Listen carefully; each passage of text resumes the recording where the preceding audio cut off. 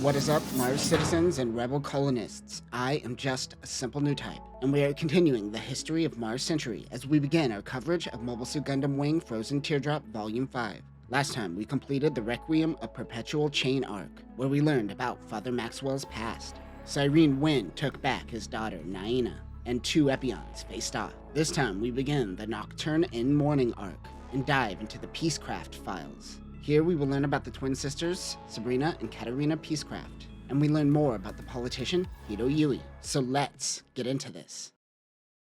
MC0022 next winter. We shift perspectives to Millie Peacecraft right after he and Naina saved Katarina from Snow White and Warlock. Cyrene Wynn joins the battle in the Tall Geese Heaven. There really isn't too much about this unit, but we know that this is probably an updated version of Tall Geese Flugel, which is from Glory of the Losers. It also has the Nano Defensors, which Katarina thinks is old technology from after colony times. This is most likely the evolution of the planet defensor seen on Mercurius and the Virgos. Naina mentions that this is an autonomous unit, but when humans use it, it collects data and sends it back to the pilot, creating a feedback loop that provides optimal maneuvers. I don't know if I like that. One thing that I love about Gundam Wing is that there is no evolutionary or technological advantage. They're just better than you, and you gotta deal with that. There's something to that, I think. Cyrene Wynn is destroying dozens of Mars suits. The kids also spot Relena Peacecraft's ship. They are certain their mother Noin is with her. While this is all going down, Millie is getting down on a sandwich. He says, "You should really get down on this." Naina knows that Sister Hildy, before the orphanage, was working with the Lana Green Republic, where she collected data regarding old records, when suddenly the fake Zex Marquise comes along.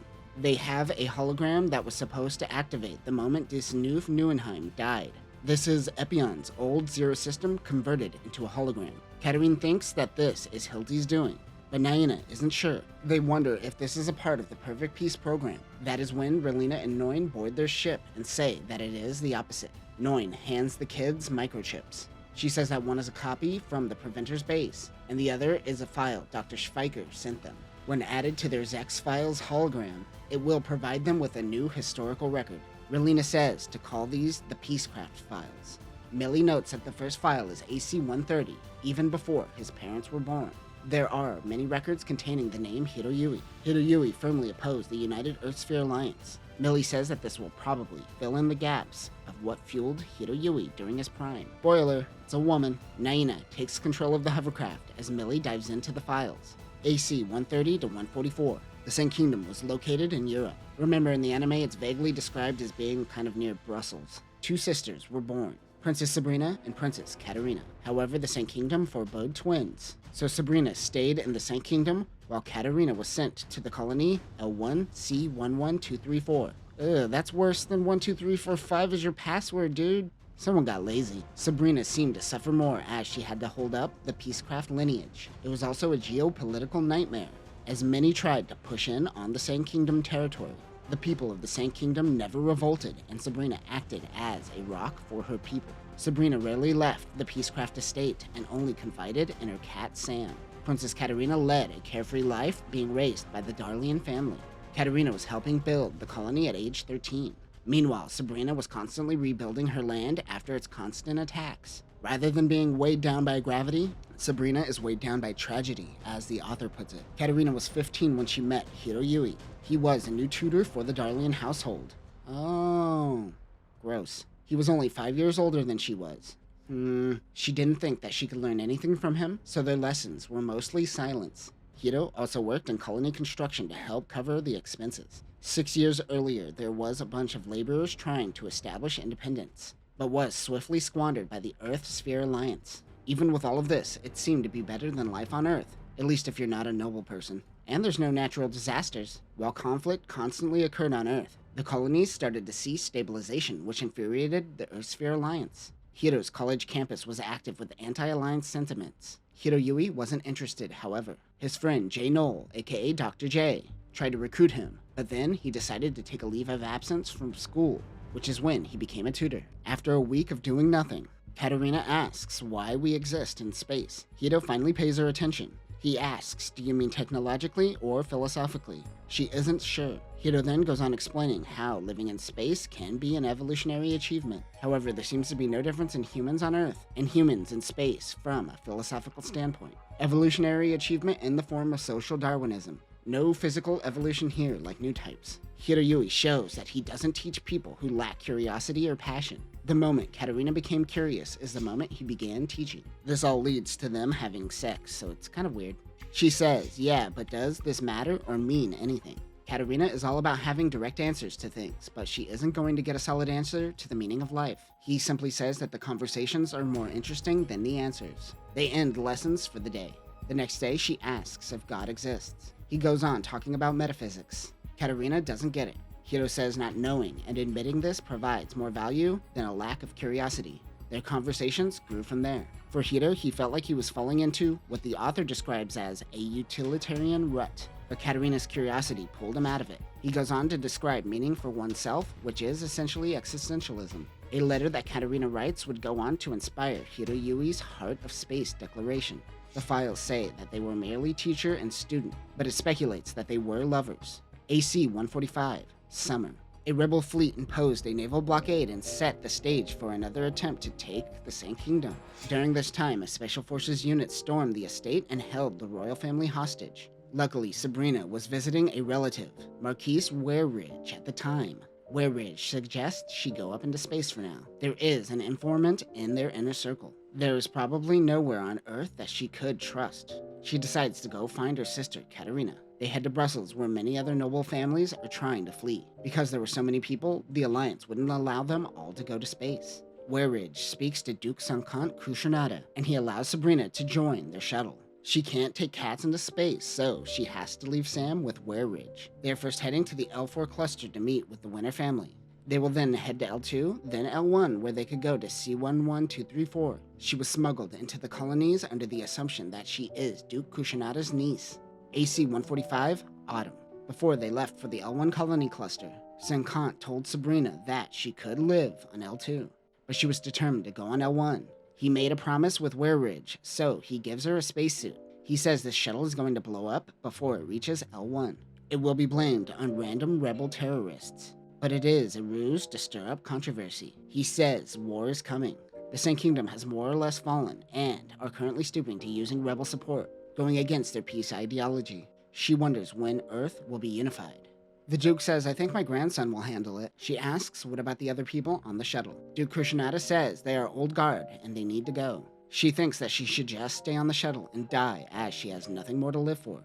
They approach L1. It has been 6 months since they started their lessons and Hido had the day off. He was working construction when Katarina came to visit. She wonders if humans will ever evolve living in space. Dude, I'm at my other job, why are we doing this? He says that it will most likely take dozens of generations. Remember, at this point, people still believe that giving birth in space is dangerous. He tells her to go away. That is when they notice a shuttle. Suddenly, an explosion goes off. Hido protects Katarina from the shards. He moves in and finds 2 capsules. He saves one containing Sabrina. The one with the Duke heads to a different colony. She tells him to leave her alone, but he ignores her pleas and saves her. While saving her, he disables his communication box. They have to get back to the colony quickly. Katarina comes over to see if Hido is okay. That is when she introduces herself as Sabrina Peacecraft. Katarina has never met her sister, but she knew this was her name. AC 145, Winter. The Earth delegation explosion was indeed blamed on terrorists. After that, Duke Kushonada proclaimed that Earth and the colonies would no longer work together. Because of this, the colonies think about a collective alliance amongst themselves. Tensions grew high, and it was all because this was engineered to sow dissent between Earth and the colonies. Rebel forces in the Sank Kingdom continued their fighting on Earth. The phrase early resolution is a mantra used during the after-colony era. This was twisted into meaning, well, we might as well nuke them so we could end this swiftly. The public in general during this time cared more about ending conflict, more so than protecting human life. The media fueled this. Sabrina ended up being taken in by the Darlian household. However, because of the Sank Kingdom and new taxes, they are effectively poor and most of their properties have been sold off. Also in this colony, the middle class's wealth is redistributed. What about the lower and upper class? Socialism towards the middle class will drive people towards poverty, it seems. But I think that is the point here. It is to prevent noble families from growing in the colonies like on Earth. Katarina could no longer afford her tutor, and Hido Yui would be let go. Sabrina closed herself off, but still played the piano. Even with all of this depression, she can sense something between Katarina and Hido. Sabrina joins in on Hido's final lessons, but she ends up crying about wanting to see her cat. Hido consoles her, making Katarina jealous. Sabrina and Katarina never really had a familial relationship. They never consoled one another. Katarina thinks of Hido's teachings, and she decides to open up to Sabrina. She asks what she wants to be. Sabrina says she wants to live a quiet life and play the piano. Katarina wants to be an astronaut, but it requires one to be rich, and the Darlians are now poor. The two started to understand one another. Hido went back to school and met with Jay Knoll. He describes his laboratory like an evil lair. There are a lot of rumors about Jay Knoll and his shady dealings.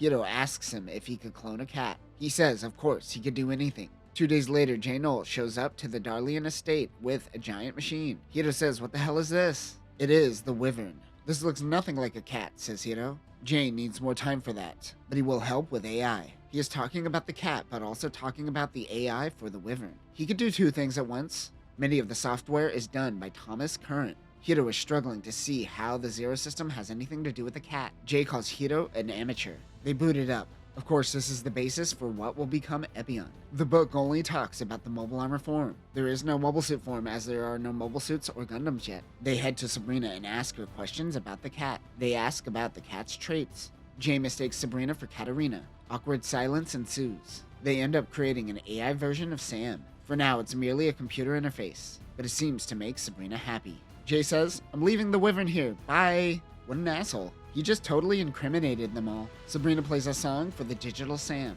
She thought it was uncanny how spot on the AI is. Katarina hears Sabrina play and asks Hido to dance. Tonight was his last night as a tutor, so he indulged her. Their dance came to an end and Hido left the estate. He heads to an alliance meeting with Jay, where one is preaching about their taxes, paying for the alliance's military. The produce is even siphoned to Earth. They haven't reached the point of collectively working against the alliance, so many take on libertarian stances. This happens to be Sank Kushinaga. Hido realizes that this was the other person in the escape pod.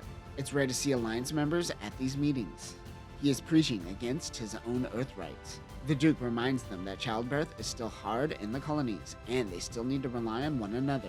Hido chimes in saying they need an ideal at the core of their foundation, one built on assisting one another without forced unification, the freedom to work and study without war. This gets some of the others riled up. Sun Kant asks Hido for his name.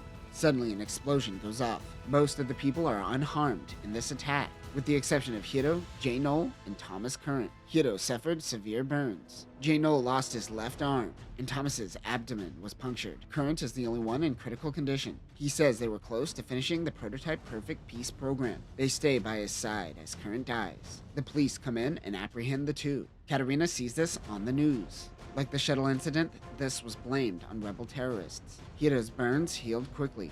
A Duke Kushinaga eventually helped bail them out. The Darlians were moving once again to a small apartment. They sold most of their possessions and tried to sell the Wyvern as well. Sabrina will have to leave behind the AI Sam. The cat can sense that something is wrong. Jay Knoll and Hido go to the college to check out Current's lab. They mention that Current had a brother named Kance. Jay can't type with his new prosthetic arm. They access his computer to find chilling information.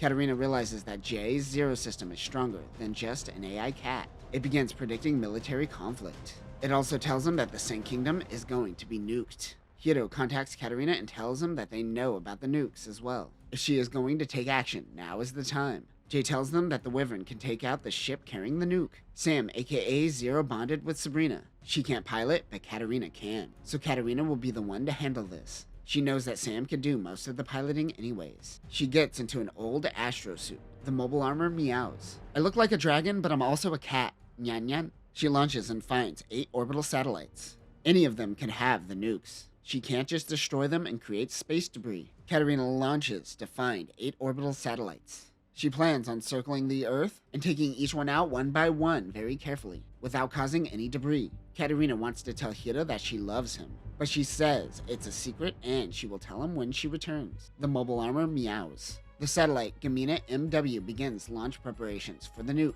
She jams their signals, but no success. She takes aim and fires. The satellite begins tumbling out of the Earth's orbit, unable to fire the nuke. But wouldn't it get pulled back in by Earth's orbit? Never mind. The Wyvern begins entering into Earth's atmosphere. She heads towards the Sank Kingdom. Katarina handles the G-forces no problem. AC-145, December.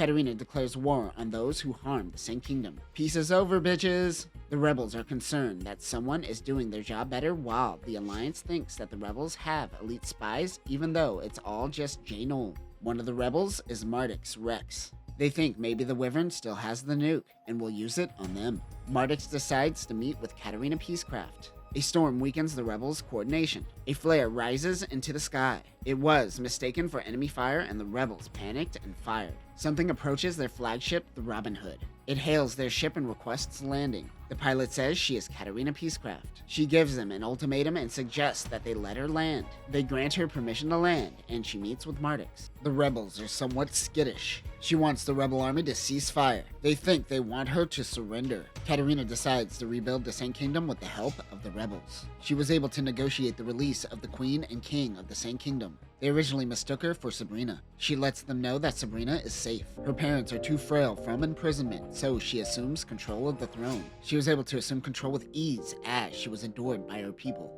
Having Katarina there was beneficial to the rebels as well, but it also puts them in a position where they could screw over the Sank Kingdom at any time, since the rebels are the only reliance of force. The Alliance was quite calm after Katarina's return, but they are waiting for the rebels to leave the Sank Kingdom territory. They have many Clover-class carriers waiting at the border. They aren't attacking for fear of losing the King and Queen. Now that they are free, there is no reason to hold back.